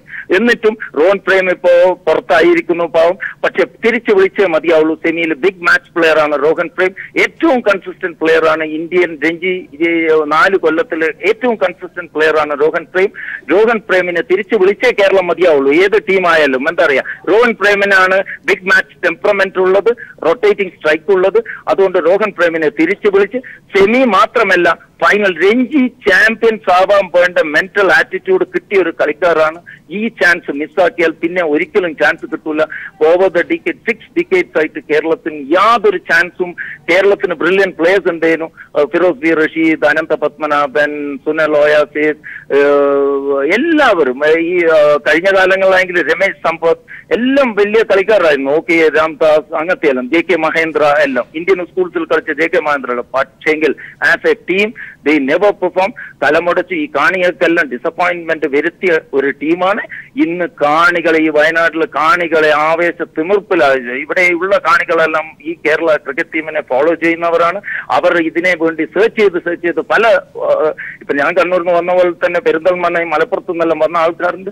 അവരും ഈ ടീം ഒന്ന് ജയിച്ചു കിട്ടാൻ വേണ്ടിയിട്ട് എത്രയോ കൊല്ലങ്ങളായിട്ട് കാത്തു നിൽക്കുന്ന കാണികൾക്കും കൂടിയിട്ടുള്ള ഒരു സമ്മാനമാണ് ഈ ന്യൂ ഇയർ 2019. അത് രഞ്ജി ചാമ്പ്യൻസ് ആവാൻ തന്നെ. പക്ഷെ ബോളിംഗ് അറ്റാക്ക് എടുത്ത് പറയേണ്ടതാണ്. ഇന്ന് വരെ ഇവരെ എ ടീമിൽ, ബേസിൽ തമ്പിയിൽ ഇന്ന് തന്നെ എ ടീമിലേക്ക് ആക്കേണ്ടത്. ഇന്ത്യൻ ടീമിൽ തന്നെ എന്താ പറയുക, ബുംറയും മറ്റവർക്കും റെസ്റ്റ് കൊടുത്ത് ഈ ബേസിൽ തമ്പിയെ ആക്കേണ്ടതാണ്. പക്ഷേ അവർ പിന്നെയും സിദ്ധാർത്ഥ് കൗൾ ഇതെല്ലാം ഓൾസോ റാങ്സ്, ഉന്നത് കട്ട് ഒന്നും പെർഫോം ചെയ്യാത്ത സ്റ്റാർസ് ആണ്. എന്നിട്ട് അവർ ഈ ഗോഡ് ഫാദേഴ്സ് ഉണ്ട്. അതാണ് ഈ bunch of joker way of selection of the BCL. അതല്ല ഇവിടെ കാര്യം. പക്ഷേ സെമി ഫൈനലിന് ഞങ്ങൾ നോക്കിയ വേണ്ട Rohan Prem has to come on the top of the order. ഒരു rotating strike like Pujara has to stick on and stroke makers has to come. അതാണ് കേരളത്തെ രഞ്ജി ചാമ്പ്യൻസ് പോലും ആക്കാൻ പറ്റിയ ടീമാണ് ഇന്ന് വയനാട്ടിൽ കളിച്ചിരിക്കുന്നത്. തീർച്ചയായും ദേവദാസ്, ഏതായാലും വയനാട്ടിലെ കൃഷ്ണഗിരിയിൽ നിന്ന് തന്നെ താങ്കൾ പ്രതികരിച്ചത്, ആ സന്തോഷം ഞങ്ങൾക്കും ലഭിക്കുന്നുണ്ട്. ഇപ്പോൾ കമാൽ വർദൂർ കൂടി നമ്മളോടൊപ്പം ഈ ഘട്ടത്തിൽ ചേരുന്നു. കമാൽ വർദൂർ, 3 ഇന്ത്യൻ താരങ്ങളുള്ള ഒരു സുസജ്ജമായ ടീമിനെയാണ് തകർത്തെറിഞ്ഞ് ഇപ്പോൾ കേരളം ചരിത്രത്തിലേക്ക് പ്രവേശിച്ചിരിക്കുന്നത്. എങ്ങനെ പ്രതികരിക്കുന്നു ഈ ഘട്ടത്തിൽ? അതായത് അത് തന്നെയാണ് അതിലെ വാർത്ത. കാരണം 3 ഇന്ത്യൻ താരങ്ങൾ ആ സംഘത്തിൽ, ഗുജറാത്ത്, പ്രത്യേകിച്ച് പാർത്ഥിവ് പട്ടേൽ, നമുക്കെല്ലാം അറിയാം രാജ്യാന്തര ക്രിക്കറ്റിൽ ഏതൊരു സാഹചര്യത്തിലും വളരെ മനോഹരമായിട്ട് ബാറ്റ് ചെയ്യുന്ന നല്ല ഒരു താരമാണ്. അദ്ദേഹം ഉൾപ്പെടെയുള്ള ഒരു ടീമിനെ 2 തവണകൾ, അതായത് 20 വിക്കറ്റുകളാണ് 3 ദിവസത്തിനകം നമ്മുടെ ബൗളർമാർ നേടിയിരിക്കുന്നത്. പ്രത്യേകിച്ച് സന്ദീപ് വാര്യര്, ബേസിൽ തമ്പി. ഈ ഒരു പ്രകടനം എന്ന് പറയും, നമ്മളൊക്കെ പലപ്പോഴായിട്ട് പറയാറുണ്ട് ഇപ്പോഴും പെർത്തിലെ വാക്കയെ കുറിച്ച്. അതായത് പെർത്തിലെ വാക്കയിലെ ഓസ്ട്രേലിയൻ ബൗളർമാരെ തോൽപ്പിക്കാൻ ആർക്കും കഴിയില്ല എന്നൊക്കെ നമ്മൾ എഴുതാറുണ്ട്, പറയാറുണ്ട്. അതേപോലെ ഇപ്പോൾ ശരിക്കും തോന്നുന്നു, എനിക്ക് തോന്നുന്നു ഇന്ത്യയിലെ വാക്കയായിട്ട്, അതായത് വാക്ക മീൻസ് പെർത്തിലെ വാക്ക പോലെ ഇന്ത്യയിലെ വാക്കയായിട്ട് കൃഷ്ണഗിരിയിലെ സ്റ്റേഡിയം മാറുന്നു. വളരെ മനോഹരമായിട്ട്. അതായത് ശരിക്കും ഈ കളി കാണുമ്പോഴാണ് പേസേഴ്സിന്റെ ഒരു വില, നമ്മുടെ ടീമിൽ മാത്രമല്ല ക്രിക്കറ്റിൽ തന്നെ ഫാസ്റ്റ് ബൗളർമാർ എത്രമാത്രം മത്സരത്തെ സ്വാധീനിക്കുന്നു എന്നുള്ള ഒരു ശക്തമായ ഘടകം നമ്മൾ കാണുന്നു. അതുകൊണ്ടൊക്കെ തന്നെ അതായത് നമ്മൾ സെമിയിലേക്ക് വരുമ്പോൾ അല്ലെങ്കിൽ ക്വാർട്ടറിലേക്ക് നമ്മൾ വളരെ നോക്കൌട്ട് സ്റ്റേജിൽ കരുത്തരായിട്ട് മാറുമ്പോൾ ഈ 2 ബൗളർമാരുടെ ഒരു സേവനം, ഒരുപക്ഷെ നമ്മുടെ ഇപ്പം കഴിഞ്ഞ ദിവസം നമ്മുടെ ചീഫ് സെലക്ടർ NSK പ്രസാദ് പറഞ്ഞിട്ടുണ്ടായിരുന്നു ഏറ്റവും നല്ല പെർഫോമൻസ് കേരളം കാഴ്ചവെക്കുന്നു എന്നുള്ളത്. അതുകൊണ്ട് തന്നെ ഈ 2 ബൗളർമാർക്കും ഇന്ത്യൻ ഒരു നിരയിലേക്ക് പോലും, ഈവൻ ഇന്ത്യൻ ഏഴ് സംഘത്തിലേക്ക് പോലും വരാനുള്ള ഒരു വഴിയാണ് ഈ മത്സരത്തിലൂടെ തുറന്നിരിക്കുന്നത്. അതായത് കമൽ വർദൂർ, തീർച്ചയായും താങ്കൾ സൂചിപ്പിച്ചതുപോലെ വയനാടിന്റെ ചില പ്രത്യേകതകൾ കൂടി താങ്കൾ സൂചിപ്പിച്ചതുകൊണ്ട് ചോദിക്കുകയാണ്. സെമി ഫൈനലും ഇവിടെ വെച്ച് തന്നെ നടക്കുന്നു. വിദർഭ എതിരാളികളാണെന്ന സ്ഥിരീകരണവും നമുക്കിപ്പോൾ ലഭിക്കുന്നു. കേരളത്തിന് മികച്ച ഒരു പിന്തുണയായി ഇത് മാറില്ലേ? ഈ രഞ്ജി ട്രോഫിയിൽ വീണ്ടും ചരിത്രപരമായ നേട്ടങ്ങളിലേക്ക് കാൽവെക്കാൻ കഴിയുമോ കേരളത്തിന്? അതായത് വിദർഭ എന്ന് പറയുമ്പോൾ ആദ്യം നമ്മുടെ മനസ്സിലേക്ക് വരുന്ന ഒരാൾ വസീം ജാഫറാണ്. ഇപ്പൊ നടന്നുകൊണ്ടിരിക്കുന്ന മത്സരത്തിൽ ഗംഭീരമായിട്ട് പെർഫോം ചെയ്യുന്നുണ്ട്. പക്ഷേ വസീം ജാഫറിന് പോലും വെല്ലുവിളിയാവുന്ന ട്രാക്കാണിത്. കാരണം അദ്ദേഹം ഇതുവരെ ഏകദേശം അദ്ദേഹത്തിന്റെ ഒരു ഇതുവരെയുള്ള ആദ്യത്തെ ക്രിക്കറ്റ് ഹിസ്റ്ററി നമ്മൾ നോക്കുമ്പോൾ ഏറ്റവും അധികം റൺസ് ഒരുപക്ഷെ സച്ചിനേക്കാളും ഉയർന്ന രീതിയിൽ സെഞ്ചുറിയും ഡബിൾ സെഞ്ചുറിയും ട്രിപ്പിൾ സെഞ്ചുറിയുമായിട്ട് പോകുന്ന ഒരാളാണ്. പക്ഷെ ഒരു കാര്യം ഉറപ്പാണ്, ഈ കൃഷ്ണഗിരി ട്രാക്കില് ജാഫർ നമ്മുടെ ജനേശ്വർ പൂജാരിയെ പോലുള്ള നമ്മുടെ ഇന്ത്യയിലെ ഏറ്റവും നല്ല കൺസിസ്റ്റന്റ് ആയിട്ട് നല്ല ഡിഫൻസീവ് ഓറിയന്റഡ് ഗെയിം കളിക്കുന്നവർക്ക് വളരെ പ്രയാസമാണ്. അതുകൊണ്ട് ഈ മൈതാനത്ത് സെമി ഇപ്പോഴും വളരെ വ്യക്തമായ സാധ്യത ഇന്ത്യക്ക് തന്നെ കേരളത്തിന് തന്നെയാണ്. അതായത് കേരളത്തിന്റെ പേസിനെ നേരിടാൻ ഇനി ഏത് ടീമായാലും അല്പം ബുദ്ധിമുട്ടേണ്ടി വരും എന്ന് തെളിയിച്ചു കഴിഞ്ഞു ഈ മത്സരത്തോടെ എന്ന് തന്നെ താങ്കൾ പറഞ്ഞു വെക്കുന്നു. തീർച്ചയായിട്ടും. കാരണം അതാണ് നമ്മൾ കണ്ടത്. കാരണം 2-3 ദിവസങ്ങളിലായിട്ട് 20 വിക്കറ്റ് എന്നൊക്കെ പറയുന്നത്, പ്രത്യേകിച്ച് നേരത്തെ നമ്മൾ പറഞ്ഞ 3 ഇന്ത്യൻ താരങ്ങൾ കളിക്കുന്ന ഒരു ടീമിനെതിരെ അത് വലിയ നേട്ടം തന്നെയാണ്. അതുകൊണ്ട് തന്നെയാണ് പറയുന്നത് സെമിയിലേക്ക് വരുമ്പോൾ എന്തായാലും മുൻതൂക്കമുണ്ട്. വളരെയധികം നന്ദി കമാൽ വരദൂറി ചരിത്ര നിമിഷത്തിൽ കൂടി ഞങ്ങളോട് പ്രതികരിച്ചതിന്. ഇപ്പോൾ ശ്രീകുമാരൻ നായർ കൂടി ചേരുന്നു, കായിക നിരീക്ഷകൻ. ശ്രീകുമാരൻ നായർ, 3 ഇന്ത്യൻ താരങ്ങൾ അടങ്ങുന്ന ഒരു ടീമിനെയാണ്, നിസ്സാരമായ ഒരു ടീമിനെ അല്ല, അതും ഭാഗ്യത്തിന്റെ പിൻബലത്തിലുമല്ല, വളരെ ആധികാരികമായി കടന്നിരിക്കുന്നു. പിന്നെ പേസിന്റെ ഒരു പിൻബലം തീർച്ചയായും കേരള ടീം ഈ ഘട്ടത്തിൽ കാണിച്ചിട്ടുണ്ട് എന്ന് എടുത്തു പറയാതെയും വയ്യ. ബേസിൽ തമ്പിയെയും സന്ദീപ് വാര്യറെയും സൂചിപ്പിക്കാതെ ഈ ചരിത്ര നേട്ടം അടയാളപ്പെടുത്താനും വയ്യ. എങ്ങനെ പ്രതികരിക്കുന്നു? സൂചിപ്പിച്ചതുപോലെ തന്നെ 3 ഇന്ത്യൻ താരങ്ങളാണെങ്കിൽ 3 ഇന്ത്യൻ താരന്ന് വെല്ലുന്ന നമ്മുടെ പേസ് ബോളേഴ്സ്, അതല്ലേ? അങ്ങനെയല്ലേ നമ്മൾ പറയേണ്ടത്? ശരിക്കും സന്ദീപ് വാര്യറും ബേസിൽ തമ്പിയും നിതീഷും, അത് ഇന്ത്യൻ താരങ്ങളെ വെല്ലുന്ന പേസ് നിര ഇന്ന് കേരളത്തിനുണ്ടെന്ന് അഭിമാനപൂർവ്വം പറയാം. പിന്നൊന്ന് വാറ്റ്മോർ എന്ന കോച്ചിന്റെ ഒരു കാര്യം എടുത്തു പറയണം. അതുപോലെ എല്ലാ സപ്പോർട്ടിംഗ് സ്റ്റാഫും കേരളത്തിനെ വളരെയധികം പിന്തുണച്ചു എന്നുള്ള കാര്യത്തിൽ സംശയമില്ല. ഒരു അൺപ്രഡിക്റ്റബിൾ വിക്കറ്റ് തന്നെയായിരുന്നു തീർച്ചയായും. ഇതിൽ നമ്മൾ ഒരു കാര്യം കൂടി തീർച്ചയായും പറയണം, സഞ്ജു സാംസന്റെ ആ ധൈര്യത്തെ കുറിച്ച് തീർച്ചയായും പറയണം. അദ്ദേഹത്തിന്റെ ഒരു എഫർട്ട് കേരളത്തിന്റെ ടീമിനെ ആകെ പിടിച്ചുയർത്തി എന്ന് പറയുന്നതിൽ എനിക്ക് തെല്ലും അതിശോക്തിയില്ല എന്ന് ഞാൻ കരുതുന്നു. മാത്രമല്ല, ബേസിൽ തമ്പിയുടെയും സന്ദീപ് വാര്യറിന്റെയും നിതീഷിന്റെയും ഇന്നത്തെ ബൗളിംഗ് പെർഫോമൻസ് ഏതൊരു ടീമിനും ഒരു മുതൽക്കൂട്ടാകും എന്നുള്ള കാര്യത്തിലും സംശയമില്ല. എന്തായാലും ആദ്യമായി കേരളം സെമിഫൈനലിൽ വയനാട്ടിൽ 25-ാം തീയതി വിദർഭയ്ക്കെതിരെ കളിക്കുമ്പോൾ വീണ്ടും വാസിം ജാഫർ എന്ന ഒരു ഇന്ത്യൻ താരത്തിനെ കൂടിയുള്ള ടീമിനെ കീഴടക്കാൻ കഴിഞ്ഞാൽ നാടാടെ ഒരു ഫൈനൽ കളിക്കാമെന്നുള്ള വ്യാമോഹം ഇപ്പോ ഇന്ത്യൻ താരങ്ങൾക്ക് തീർച്ചയായും വളരെ ഉയരത്തിൽ തന്നെ അവർക്ക് ചിന്തിക്കാം. അതിന് അവർക്ക് കഴിവുണ്ട്. അത് തീർച്ചയായും പ്രതീക്ഷിച്ചുകൊണ്ട് എല്ലാ ഭാവുകങ്ങളും കേരള ക്രിക്കറ്റിന് നേരുന്നു. തീർച്ചയായും ഈ ഘട്ടത്തിൽ പ്രതികരിച്ചതിന് നന്ദിയുണ്ട് ശ്രീകുമാരൻ നായർ നിങ്ങളോട്. ഇപ്പോൾ സുദേശ് ചേരുന്നുണ്ട്, ദേശാഭിമാനിയുടെ സ്പോർട്സ് ലേഖകൻ. സുദേശ്, എങ്ങനെ കാണുന്നു? ഈ പ്രതികരണങ്ങളൊക്കെയും കേൾക്കുന്നുണ്ട് എന്നറിയാം. താങ്കളും ഈ ഘട്ടത്തിൽ ഞങ്ങളോടൊപ്പം ചേരുന്നതിൽ വലിയ സന്തോഷം. കേരളം ചരിത്രം കുറിച്ചിരിക്കുന്നു, ആധികാരികമാണ് ഈ ചരിത്രം എന്നത് എടുത്തു പറയേണ്ടതാണ്. ബേസിൽ തമ്പിയും സന്ദീപ് വാര്യറെയും വീണ്ടും എടുത്തു പറയുന്നു. വാഗ്മോർ അടക്കം കോച്ചിനെയും പറയാതെ പോകാൻ വയ്യ. ടീം മാനേജ്മെന്റ് കൃത്യതയാർന്നതായിരുന്നു, ആധികാരികമായ ജയമായിരുന്നു. പേസ് ബോളിംഗിൽ കരുത്തുറ്റ പിൻബലത്തോടുകൂടിയാണ് കേരളം ഈ അട്ടിമറി ചരിത്ര വിജയത്തിലേക്ക് കടക്കുന്നത്. സുദേശ്, തീർച്ചയായും ഇത് കേരള ക്രിക്കറ്റ് കൈവരിച്ച കഴിഞ്ഞ കുറച്ചു കാലങ്ങളായി കേരള ക്രിക്കറ്റ് കൈവരിച്ചുകൊണ്ടിരിക്കുന്ന നേട്ടങ്ങളുടെ വിജയം എന്ന് തന്നെ പറയേണ്ടിയിരിക്കുന്നു. കഴിഞ്ഞ തവണ ക്വാർട്ടറിലെത്തിയ ടീം നല്ല പ്രകടനമായിരുന്നു കാഴ്ചവെച്ചത്. ഇത്തവണ അത് സെമി ഫൈനലിലോളം എത്തിക്കാൻ നമ്മുടെ ടീമിന് സാധിച്ചു എന്നുള്ളത് വലിയ കാര്യം തന്നെയാണ്. അത് ഒരു കൂട്ടായ്മയുടെ വിജയം. നമുക്കറിയാം, കേരള ക്രിക്കറ്റ് ഒട്ടേറെ പ്രശ്നങ്ങളിലൂടെ കടന്നുപോയ ഒന്നായിരുന്നു കേരള ക്രിക്കറ്റ്. ആ പ്രശ്നങ്ങളെല്ലാം മാറ്റിവെച്ച് ഒരു ടീം എന്ന നിലയിൽ ഒത്തിണക്കത്തോടെ നമുക്ക് കളിക്കാൻ സാധിച്ചു. താരങ്ങളെല്ലാം ഒരേ മനസ്സോടു കൂടി തന്നെ ബാറ്റിംഗിലായാലും ബൗളിംഗിലായാലും ഫീൽഡിംഗിലായാലും നല്ലൊരു ടീം എന്ന നിലയിൽ ഒത്തിണക്കത്തോടെ കളിക്കാൻ കേരളത്തിന് സാധിച്ചു. ഈ വിജയത്തിൽ ഏറ്റവും നിർണായകമായി പറയേണ്ടത് നമ്മുടെ ബൗളിംഗ് നിരയെ തന്നെയായിരുന്നു. ബേസിൽ തമ്പിയും സന്ദീപ് വാര്യറും എല്ലാം അടങ്ങുന്ന നമ്മുടെ പേസ് ബൗളിംഗ്. കേരളത്തിൽ എന്നും പേസ് ബൗളിംഗ് തന്നെയായിരുന്നു കേരളത്തിന്റെ കരുത്ത്. അത് ഒന്നുകൂടി അനന്തപത്മനാഭനും മറ്റും ശേഷം അന്ന് സ്പിൻ ബൗളിംഗ് ആയിരുന്നു. എന്നാൽ പിന്നീട് ഒരു കാലഘട്ടത്തിൽ നമുക്കറിയാം, ശ്രീശാന്ത് തുടങ്ങിയ ടിനു യോഹന്നാനെയും ശ്രീശാന്തിനെയും പോലുള്ളവരുടെ കാലഘട്ടം നമുക്കറിയാം. പിന്നീട് പേസ് ബോളർമാരുടെ നല്ലൊരു നിര വളർത്താൻ കേരളത്തിന് സാധിച്ചു. അതിന്റെ ഒരു ഫലം കൂടിയാണ് ഇന്ന് കേരളം കൊയ്തതെന്ന് പറയാം. ഒപ്പം തന്നെ വയനാട് കൃഷ്ണഗിരിയിലെ പിച്ച് ഈ വിജയത്തിൽ നിർണായകമായിരിക്കുന്നു. എന്തുകൊണ്ടെന്നാൽ ഈ പിച്ചിൽ കേരളത്തിന്റെ ബൗളിങ്ങിന് അനുകൂലമായ ഒരു പിച്ച് അവിടെ ഒരുക്കാൻ സാധിച്ചു. ഒരു തരത്തിൽ അതാണ് ഗുജറാത്തിനെയൊക്കെ കുടുക്കിയത് നമുക്ക് പറയാം. വളരെ ചെറിയ സ്കോറിന് തന്നെ 2 ദിവസവും 2 ഇന്നിംഗ്സിലും ഗുജറാത്തിനെ നമുക്ക് പുറത്താക്കാൻ സാധിച്ചു. അതിൽ ഏറ്റവും നിർണായക പങ്ക് വഹിച്ചത് ആദ്യ ഇന്നിംഗ്സിലെ മുഴുവൻ വിക്കറ്റുകളും ഒപ്പം തന്നെ 2ാം ഇന്നിംഗ്സിലും അതുപോലെ തന്നെ വിക്കറ്റ് നേട്ടം കൊയ്യാൻ കഴിഞ്ഞത് നമ്മുടെ പേസ് ബൗളർമാർക്കാണ്. അപ്പോൾ ആദ്യാർത്ഥത്തിൽ ഈ ടീമിന്റെ കൂട്ടായ്മയ്ക്കും ഒപ്പം 2ാം ഘട്ടത്തിൽ ഇതിന്റെ ബൗളർമാർക്കുമാണ്. ഒപ്പം തന്നെ ഡേവ് വാട്ട്മോർ എന്ന കോച്ചിനെയും നമ്മൾ എടുത്തു പറയേണ്ടിയിരിക്കുന്നു. അദ്ദേഹം നമുക്കറിയാം ശ്രീലങ്കയെ പോലുള്ള ഒരു ടീമിനെ ലോകകപ്പ് വിജയത്തിലെത്തിച്ച ഒരു പരിശീലകനാണ്. ഡേവ് വാട്ട്മോറിന്റെ പരിചയ സമ്പത്ത്, അദ്ദേഹം താരങ്ങളെ നല്ല രീതിയിൽ തന്റെ കയ്യിലുള്ള താരങ്ങളെ ഏറ്റവും നല്ല രീതിയിൽ കൈകാര്യം ചെയ്യാൻ അറിയുന്ന ഒരു പരിശീലകനെ നമുക്ക് ലഭിച്ചു. മറ്റു സ്വാധീനങ്ങൾക്ക് വിധേയനാകാത്ത ഒരാൾ എന്ന് കൂടി പറയേണ്ടിയിരിക്കുന്നു. സ്വാഭാവികമായും ഡേവ് വാട്ട്മോറിനെ പോലെ ഒരു പരിശീലകന് ടീമിലെ മേൽ നല്ല ആധിപത്യം ഉണ്ടാവും, അദ്ദേഹത്തിന് താരങ്ങളുടെ മേലൊരു ആധിപത്യം ഉണ്ടാവും. അതുകൂടി ഈ വിജയത്തിൽ നിർണായകമായിരിക്കുന്നു. ഒപ്പം തന്നെ തന്റെ കയ്യിലുള്ള താരങ്ങളെ ബാറ്റ്സ്മാൻമാരെ ആയാലും ബൗളർമാരെ ആയാലും നല്ല രീതിയിൽ കൈകാര്യം ചെയ്യാൻ അദ്ദേഹത്തിന് സാധിച്ചിരിക്കുന്നു. അവരുടെ ഏറ്റവും നല്ല പ്രകടനം പുറത്തെടുക്കാൻ അദ്ദേഹത്തിന് സാധിച്ചിരിക്കുന്നു. അത് കേരളത്തിന്റെ വിജയത്തിൽ നിർണായകമായി. ഒപ്പം തന്നെ ടീം സെലക്ഷനിൽ നമുക്കറിയാം നേരത്തെയുള്ള ഘട്ടങ്ങളിൽ 2-3 താരങ്ങൾ നമ്മൾ പുറത്തുനിന്ന് കൊണ്ടുവന്ന് കളിപ്പിക്കുന്ന ഒരു ശീലമുണ്ടായിരുന്നു. എന്നാൽ ഇത്തവണ ജലജ് സക്സേന എന്ന ഒരു താരത്തെ ജലജ് സക്സേനയിൽ നിന്നും നല്ല ഒരു പ്രകടനം തന്നെ ടീമിന് ലഭിച്ചിരുന്നു. കഴിഞ്ഞ മത്സരങ്ങളിലെല്ലാം തന്നെ ഈ കഴിഞ്ഞ കളിയിലും ആദ്യ ഇന്നിംഗ്സിൽ ജലജ് സക്സേന, 2ാം ഇന്നിംഗ്സിൽ ജലജ് സക്സേന നല്ല പ്രകടനം കാഴ്ചവെച്ചിരിക്കുന്നു. ഈ ടീമിന്റെ സഞ്ജുവിനെ പോലുള്ളവരുടെ കാര്യം പ്രത്യേകിച്ച് എടുത്തു പറയണം. ഈ രഞ്ജി ട്രോഫിയിൽ ഏറ്റവും നല്ല ഫോമിലായിരുന്നു. ക്യാപ്റ്റൻ സച്ചിൻ ബേബിയും ടീമിനെ നല്ല രീതിയിൽ നയിച്ചു. സഞ്ജു സാംസൺ കഴിഞ്ഞ ദിവസം പരിക്കേറ്റിട്ട് പോലും തന്റെ ടീമിന് വേണ്ടി കളത്തിലിറങ്ങിയത് ടീമിന്റെ മുഴുവൻ ആത്മവിശ്വാസം ഉയർത്തുന്ന നല്ല മറ്റ് താരങ്ങൾക്ക് പ്രകടനമായിരുന്നു.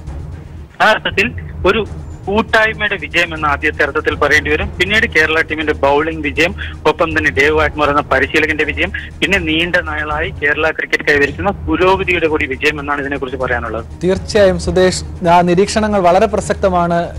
ദീർഘനാളായ കേരളത്തിന്റെ മുന്നോട്ട് പോക്കിന്റെ കൂടി വിജയം എന്ന നിലയിലുള്ള താങ്കളുടെ നിരീക്ഷണമാണ് ഈ ഘട്ടത്തിൽ വളരെ പ്രസക്തമായി നിൽക്കുന്നത്. കാരണം ഒരു ചരിത്ര പ്രവേശനം കൂടിയാണ് രഞ്ജിയിൽ കേരള ടീം നടത്തിയിരിക്കുന്നത്. സ്പോർട്സ് ഡെസ്കിൽ വിഷ്ണു തുടരുന്നുണ്ട്. വിഷ്ണു, തീർച്ചയായും ഡേവിഡ് വാട്ട്മോർ കോച്ച് എന്ന നിലയിൽ, ക്യാപ്റ്റൻ സച്ചിൻ ബേബി, ഇപ്പോൾ സന്ദീപ് വാര്യർ, ബേസിൽ തമ്പി അടക്കമുള്ള ഒരുപക്ഷെ ടീമിന്റെ 1ാം നിര മുതൽ ഏറ്റവും ഒടുവിൽ വരെ ടീമിന്റെ സഹയാത്രികരായ ആളുകളെ പോലും നമ്മളോട് പ്രതികരിക്കുന്നവർ പറയുന്നത് അങ്ങനെയാണ്. ഒരു വലിയ കൂട്ടായ്മയുടെ വിജയത്തിലേക്കാണ് ഈ ചരിത്രം കാൽവയ്പ് നടത്തുന്നത് രഞ്ജി ട്രോഫിയിൽ കേരള ടീം.